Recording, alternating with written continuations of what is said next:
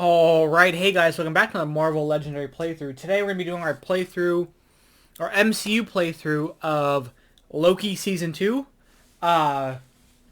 This will be a playthrough recapping the events of the second season, and when we're done with the playthrough, I'll go over my thoughts of the season, of the series, kind of where I think things are going to go from here.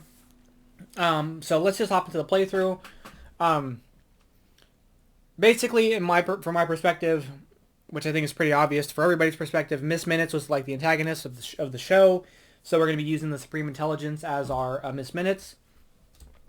9 attack, Supreme Intelligence gains a shard for its Master Strike. Then each player reveals their hand and discards cards equal to... it discards each card with a cost equal to and cost 1 higher than the number of shards on the Supreme Intelligence. So, that's going to be a lot of cards. Sorry, I just ate something, so like, I'm fighting that. Sorry. The scheme is going to be smashed 2 dimensions together, so I feel like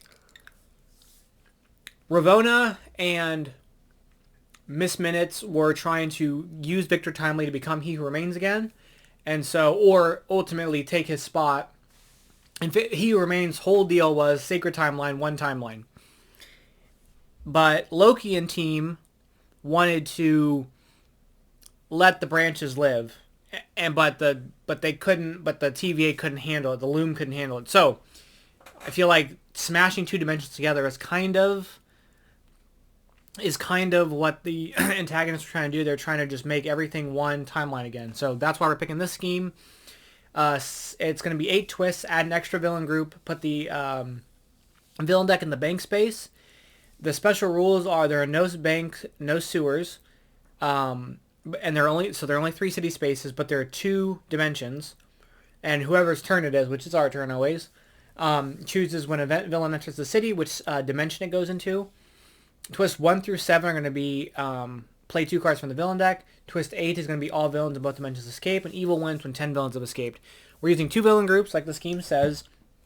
Villain group number 1 is Timelines of Kang, which I think is pretty self-explanatory. Villain group number 2 is going to be Omens of Ragnarok, and this is kind of a 2-parter because this show is very much bringing things full circle. There's a lot of, there's much more Norse iconography and talking about Norse mythology in this than I was kind of expecting, because I thought when you got to the multiverse, it kind of stepped away from that. And Ragnarok's whole deal is the destruction of Asgard, and so I feel like they're trying to prevent the TVA.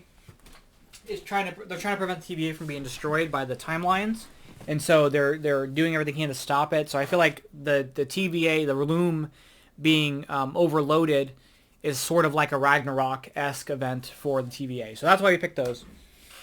Our heroes today are going to be Loki, for Loki, Enchantress for Sylvie, and Phil Coulson to be our Mobius. Alright, so let's just hop into it here. 1, 2, 3, 4, 5, 6. And Cape Killers are our Henchman group. Alright, we've got Jormungand, I can't... Oh, which is a snake. Ouroboros, the World Serpent. He has Sewers Conquer, Brain Conquer, Rooftop Conquer, Street Conquer, Bridge Conquer 1. So he gets +1 attack for any villains occupying those spaces. We're going to go here, so it's just going to be +1. Alright. So we have 5 recruit here.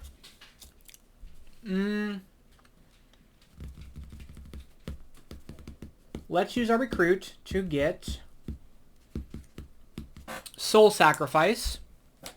It's going to be 1 recruit. You can KO a card from your hand or discard pile. You get plus recruit equal to that card's cost.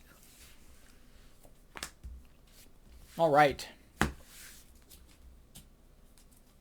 We have a scheme twist here, so we're going to play 2 cards from the villain deck. Card number 1, which is a Master Strike. We're going to discard all cards that cost 1 or 2, which we have none. Then we have Scarlet Centurion. He's going to have Bank Conquer, which won't be relevant, but his ambush effect is reveal your hand. And send your highest cost hero as a man or woman at a time. So it's going to be this. Then we're going to put something on the bottom of the hero deck. Alright. We have 3 attack. We're going to discard this card for the shield clearance to fight this Cape Killer. And we're going to KO a card from our discard pile. So that is gone. And we're going to end our turn. And that shield agents are man out of time, so he is going to be discarded here momentarily, but we're going to get a recruit.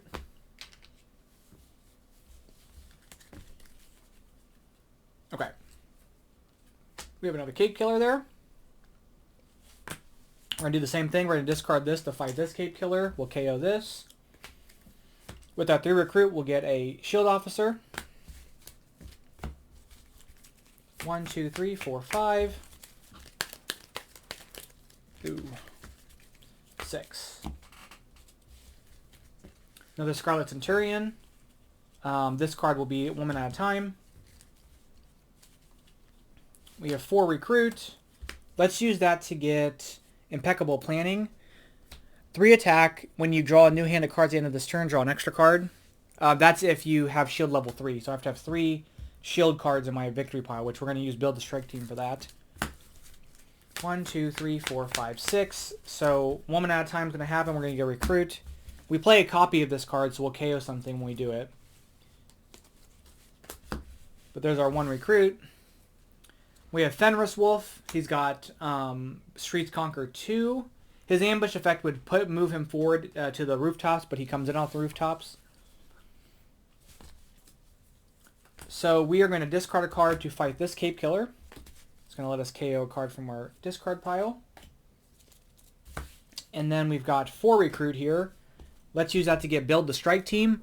2 attack, reveal the top card of the shield officer stack, gain it or put it on the bottom of the stack, and then you play a red hero, you can send it under cover instead.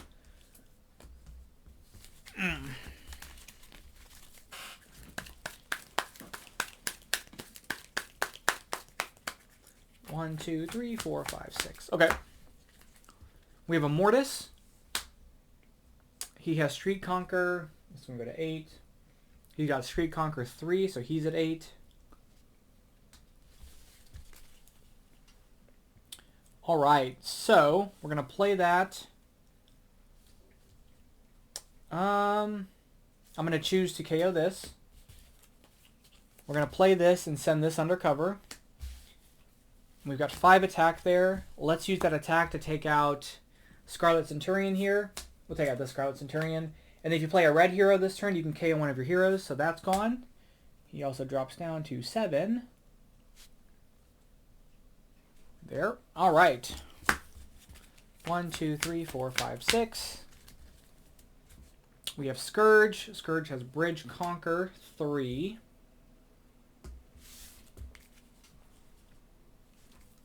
Okay, there's 3 attack there. We're not going to really be able to use, unfortunately. But we do have 5 recruit. Let's use that to get all humans are expendable. 2 attack, you can KO. If you play a red hero, you can KO a card from your hand or discard pile. And if you do, you get a new recruit. And then we're going to use our 2 to get a sidekick.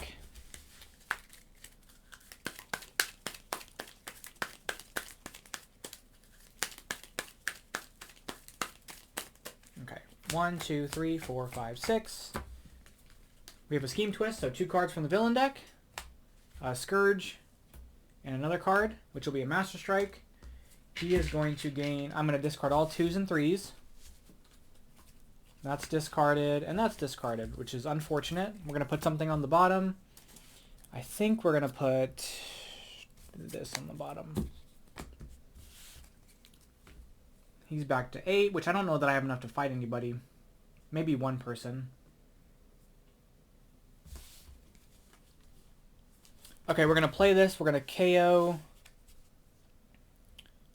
this to get 2 recruit. We're going to play this and send this under cover, which gives us 2 shield level 2. We're going to fight this Scarlet Centurion, which is going to give us, let us KO one of these. He loses that. And then with 3 recruit, we're going to use that to grab...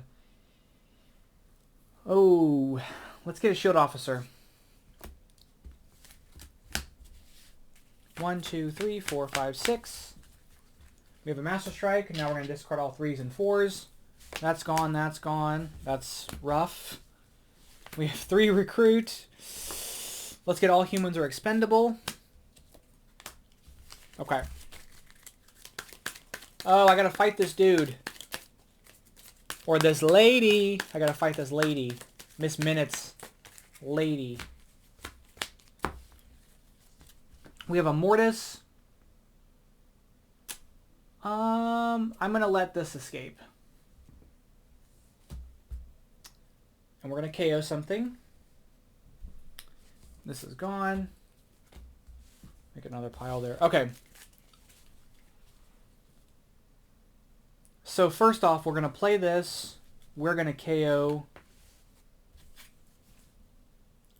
We are gonna KO nothing. We're going to play this and send this undercover. We're going to play this, and now we're going to get to draw an extra card because our shield level's 3. 1, 2, 3. Oops. We're going to play this to KO this to get a new recruit. And then we've got this. We have 3 here.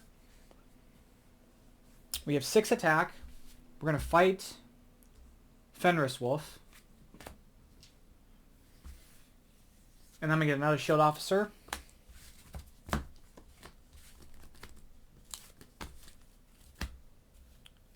And I get an extra card draw.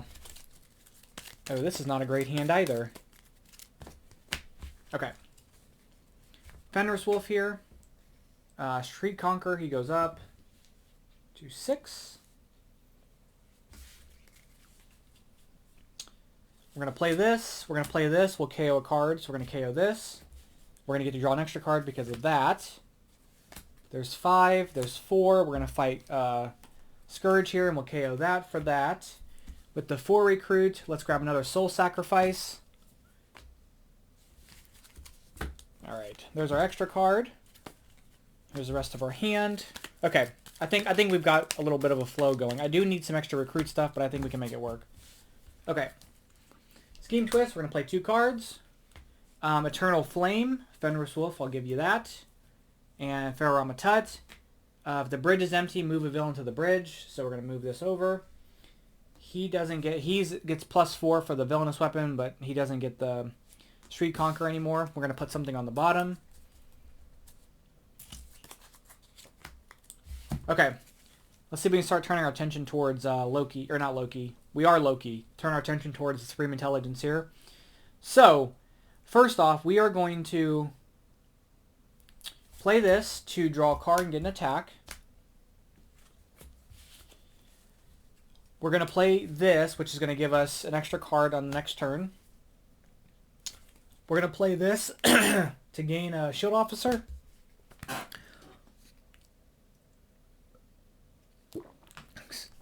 Excuse me there. We're going to play this to KO a card from our discard pile to get 3 recruit. Which will put us at 8 recruit there. You may KO, you may send this hero undercover if you do KO one of your shield cards from your hand. Yeah, we're not going to do that. We're going to get God of Mischief. 6 attack. Each player reveals a enemy of Asgard, ally, or reveals their hand. Each player that revealed their hand, you may swap a card. Okay, it's not going to matter. We just have a 6 attack card. Wait, for each player that revealed their hand, you may swap a card from that hand with the card in the layer of the same cost. So I could do this to myself, which actually would be interesting. Okay, we'll keep that in mind. And then we're going to do this. I have nothing to KO, but we do have 8 attack here.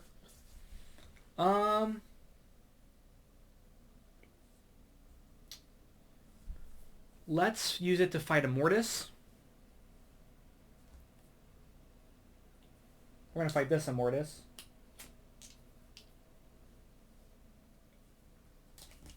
He keeps this. Oops. This goes away. He keeps this. I don't know why I pulled it from that Immortus.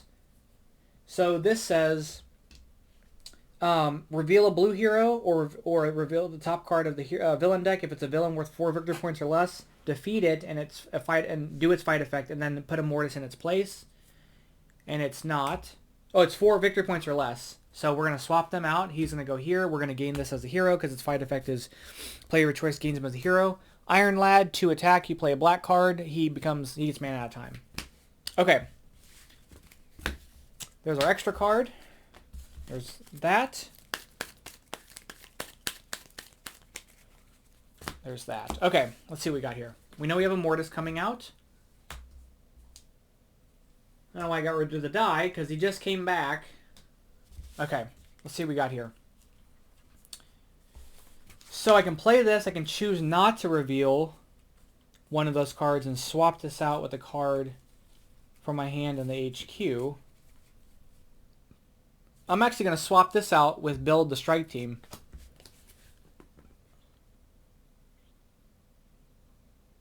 Yeah, so they switch out because they're same cost. All right. So then I'm going to play this to gain an officer. I'm going to play this. We're going to get our extra card draw. Got that. We've got this. We're going to use it to get Soul Sacrifice back. Ooh, I want that. Impeccable planning. But we have 6, 7, 8, 9, 10, 11, 12 attack. So let's use it to fight the Supreme Intelligence. We're going to gain a shard. We're going to gain a tactic. The Supreme Intelligence and the Kree villains in each city space, in in the city, each gain a shard. So we're going to use Timelines of Kang as the villain group it's referencing here, just because that is kind of what we're trying to deal with here. So boom, boom, boom, and boom. All right. Do we get an extra card? We do. That's our extra card. Okay. I feel like if the way I'm thinning my deck out, it's like Loki doing the loop at the very end over and over again until he perfects all the knowledge. Okay, Surtur comes out. Surtur is right here. Okay, so Street Conqueror, he's going to get back up 2 there, so he's going to be 6. All right. So, let's go ahead and play this. No, let's wait on that first. Let's play this. We'll reveal the top card of the Shield Officer stack. We're going to gain it. So we're going to gain this card. We're then going to play this to KO that to gain 3 recruit. We're going to play this and KO this to gain a new recruit. We've got that. And we've got this. So it's 2, 3, 4, 5, 8. Let's use that 8 to get Irresistible Bribe. 3 recruit, choose an adversary. You can spend any combination of recruit and attack to fight this adversary, but if you play 2 red cards, you can do it to fight a commander, which in this case would be a Mastermind. And we're running basically all red. And then with the 6 attack, let's use that to fight... we'll spend the shard. No. We'll wait. We'll fight Surtur. So we're going to put it... So his fight effect is put him into your discard pile as the Surtur Crowned Artifact. And then as an artifact, once per turn, you get Sewer Conquer 1. But it won't matter because the sewers don't exist, so we're not going to have any of that there. We actually don't get to draw an extra card this turn, which is odd turn of events, but it is what it is. Scheme Twist, 2 cards. Card number 1 is the Scheme Twist, so 2 cards and then back to the other Scheme Twist.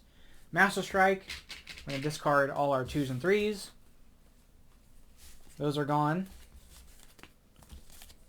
So we have to play another card, which is going to be a Cape Killer, and then another card for the first one, which is a Scheme Twist, which is going to be 2 more cards. Bystander, and another card, which is a Scheme Twist, which is going to get 2 more cards, which is going to be this, and Master Strike, so all our 3s and 4s, which I don't think that's gone. I don't know if this counts or not. I think it might, so we're just discard it. And wait to put 1 card on the bottom. Oh, that was like a really rough go at it there. Okay, holy cow. Okay, well I've got 6 attack, I guess. We're going to discard for the shield clearance to fight the Cape Killers. We're going to gain the Hell Crown, which this villainous weapon's an artifact that once per turn it gives us Street Conqueror 1. We're going to draw a card. And we're going to KO a card from our discard pile. So let's KO this. And then we're going to play Soul Sacrifice.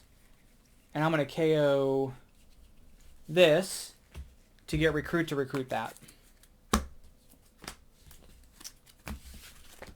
Alright, holy cow.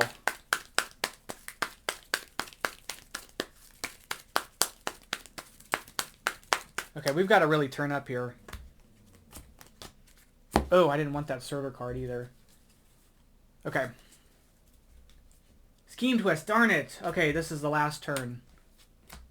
Immortus, or Ramatet, I mean. So this is going to escape. Oh, wait a minute. Everybody escapes. These don't play. Never mind, it's not the last turn. I lied. Everybody escapes. So, with everybody, so we have 2 turns after this. So everybody escapes. 1, he has no effect. He's going to get these shards. Each player reveals a blue hero or gains a wound and shuffle Immortus back in. That's for both of these. So actually, I'm going to get more turns with that. So they're going to get shuffled back in, but we're going to gain 2 wounds. He escapes. I believe the villainous weapon goes to the Mastermind. This dude is chunky. Isn't that what happens? Double check the ruling. It's been a minute. I do believe an escaping villain gives its villainous weapon to the Mastermind.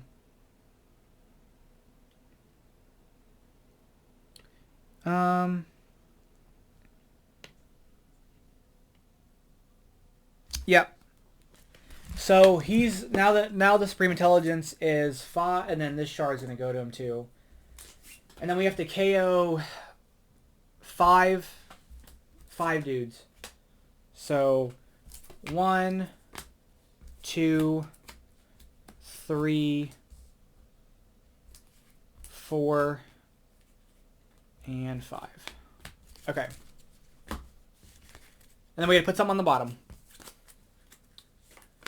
Okay, sorry about that. That was crazy. Okay, so with that having happened, he's 19.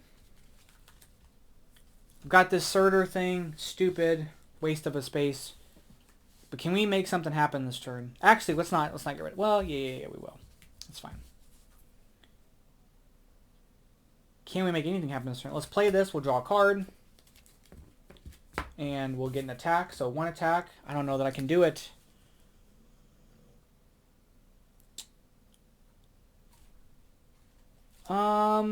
What can we do here? What can we do? This will get us an extra card. We're going to play this to KO a card from our discard pile to gain a new recruit.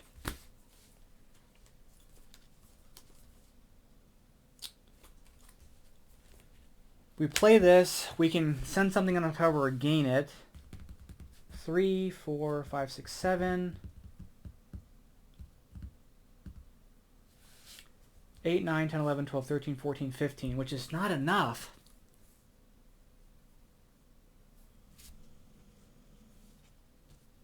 So let's gain the Shield Officer, and then we're going to play this to KO it to get the recruit.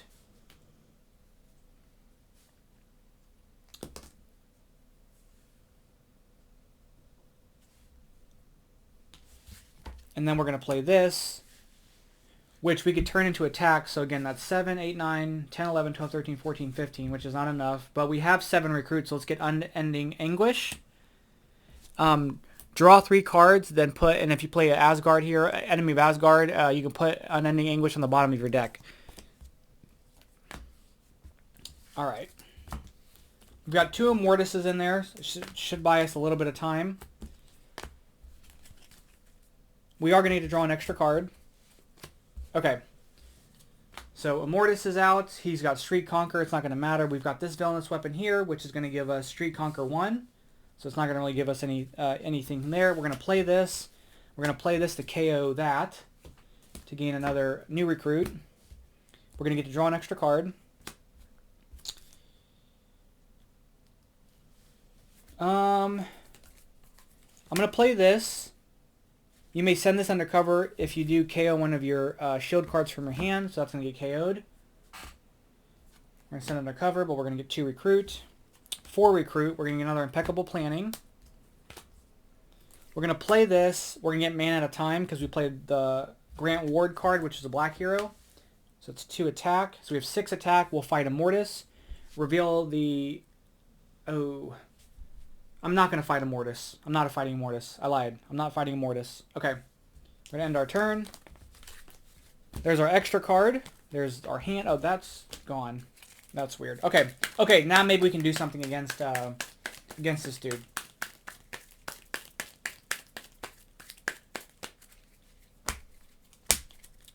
Okay, so he goes for 2. So he's gone.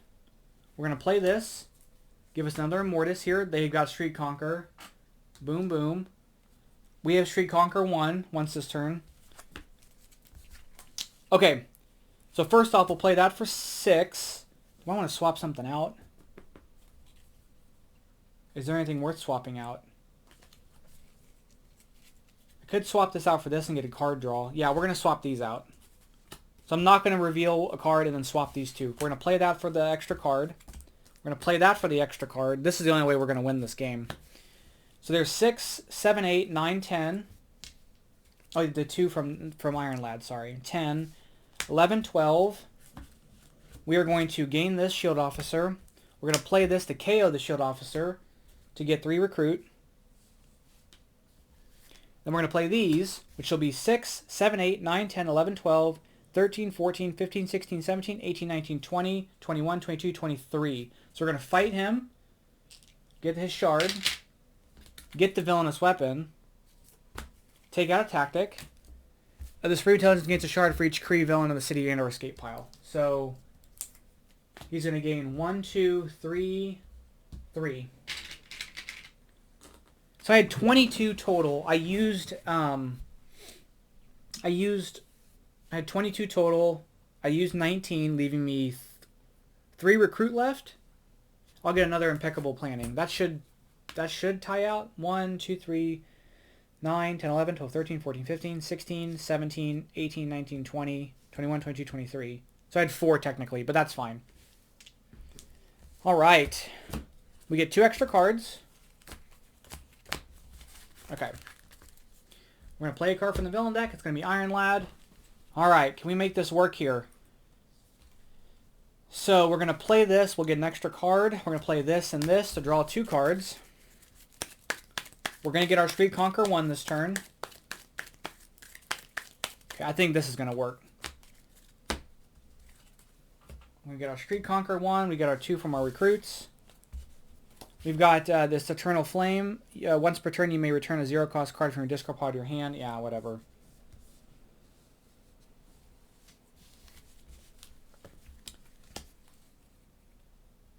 We have another thing that's going to give us an extra card.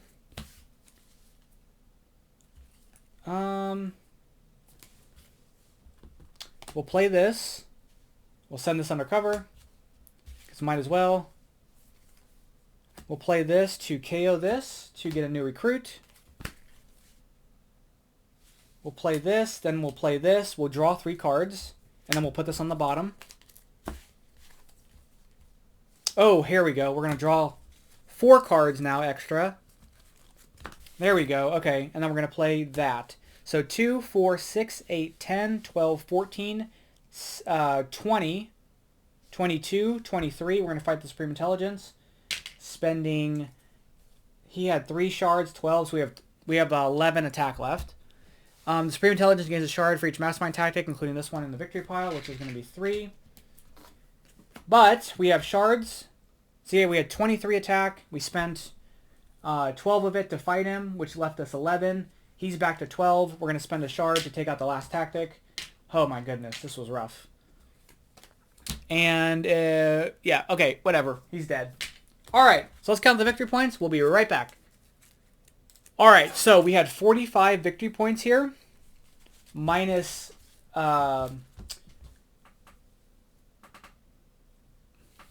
the 4 from here.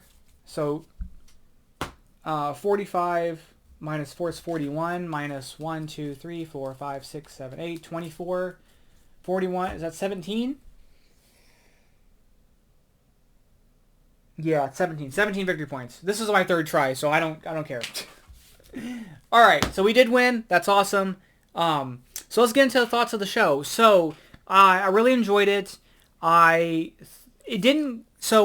kind of didn't go the way that I thought it was going to go. I really thought, so before anything, I thought this was going to be a show that'd get like 2-3 seasons, right? Like it'd get another season or so. So I kind of anticipated this was obviously the way that the first season ended. You thought, oh, like this is a different timeline because now the statues are not timekeepers or Kang. But we come to find out that it's actually a different period of time in the TVA. And so my kind of thought was like, this would be, we'd have some Kang variants we'd have to deal with. Obviously, Victor Timely from the Ant-Man and the Wasp, Quantumania post-credit scene. But I didn't really know what to expect, I suppose, until we started getting towards the end. And with Obi being such a big character and talking about the Ouroboros thing, and then especially when Victor Timely gets brought to the TVA, and you're like, oh, I learned everything from this person named Ouroboros. Well, I learned everything from this person named Victor Timely. It clearly displayed this cyclical nature, and especially episode 5 being what seemingly seems to, it seems like Loki was bringing together these people into the TVA. I did kind of have an idea that, okay, so Loki's going to be He Who Remains, essentially. So from that perspective, I thought that the character moments were very well done, especially a lot of the stuff with Loki. His arc as his beginning to the end of his arc was very interesting. I even think with the idea that like he was always going to be redeemed, because whether it been naturally before he dies through Thanos or through this, he's always going to be redeemed. He's always going to kind of be that, he's going to kind of live up, he's going to surpass the expectations put upon him. And obviously he makes the ultimate sacrifice, because in the episode before the last one, he says, hey, like, I just want to be with my friends. And he takes his throne for his glorious purpose, and it's alone, and he knows that he has to do that. And I thought that was very beautifully done. I thought it was really cool with the imagery of the timelines being like a Yggdrasil, so it's the tree of life in Norse mythology. I thought that was really cool. But yeah, no, I thought it was a very good, like, looking at it as a piece of, you can look at it like as a Loki movie, a long Loki movie, like a 9-hour Loki film. I think it does perfectly what it is supposed to. Like, the character, I think because the director or the creators of the show are like, yeah, this is done. Like, we don't have plans for anything else. Could they do something else? Sure, but I think leave it the way it is. Tom Hiddleston was like, this is the conclusion of 14 years. This is, 6 films, 2 shows. This is it. And I'm totally happy with that. I think Loki's in a good spot.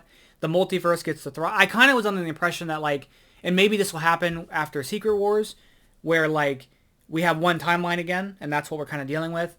But from this perspective, for right now, we know that the multiverse is thriving. These other realities are happening. Because I felt like, basically, when Sylvie did what she did to He Who Remains, and we started dealing with Spider-Man and No Way Home and Doctor Strange and what else do we have that's multiverse stuff? A little bit of, like, Quantumania, like, Kang is out, like, it's just, it's a mess. And it's like, we're on a ticking time bomb of, like, we don't get this stuff fixed. And I think that's kind of what the feeling was supposed to be. And now it feels like with Loki, King of Stories Loki, as he's called, he is kind of just letting the timelines live and flourish, and we'll have these stories in these other universes, and they're legitimate stories, and they're not, and it kind of, it's interesting. It's not kind of the kind of the overall multiversal piece of the narrative that I thought was going to happen, but I think it works. I think it's an incredibly solid and very well done piece of storytelling content that Marvel's done. I think it's one of the best things that they've done in that regard, especially as a character that I'm not super invested in. I think it was done really well. I think it's very good. I think perfectly. It's wrap it up. It's, perfect circle, all that stuff. They did a really good job with that. And I'm excited to see Loki cameo in Secret Wars or in a Kang Dynasty or something. I'm sure we'll get a cameo before the end of the multiverse saga by him at least once, if not twice. Maybe even in Deadpool. I don't know. But yeah, I really enjoyed it. My favorite kind of things are with characters. Like, the action scenes are really good. It's like character stuff and like team up action sequences are my favorite things. Like when two characters kind of combine their powers to do something or they play off each other. I really enjoy that. But my favorite really big thing is like these moments with characters, understanding their motivations and what they're trying to do and stuff like that. So I think as a piece of, storytelling, I think they did a really good job with Loki. And yeah, I think I'm satisfied, completely satisfied with how it ended, and I think it ends perfectly. So yeah, so I did think Victor Timely, I was a little slightly let down because I was hoping he was kind of menacing. He wasn't really. He was just kind of this Kang variant that was really inquisitive, which is fine. My expectation was that like, oh, this dude's gonna be sneaky or bad. I think he who remains is a very cool character, especially when he dropped the act when they were replaying the end scene of the first season, and he was always writing the script. So I just thought I really like that character a lot. So anyway, let me know if you guys saw the show. It's good, very good, and looking forward to seeing how the multiverse stuff kind of plays out. Especially if you guys seen the Marvels, we can kind of get into that next week when we do the Marvels playthrough. So be on the lookout for that. I've got a lot to say about that film as well. But yeah, overall, thumbs up on Loki. Thank you guys so much for watching. I'll catch you guys in the next one. Bye-bye.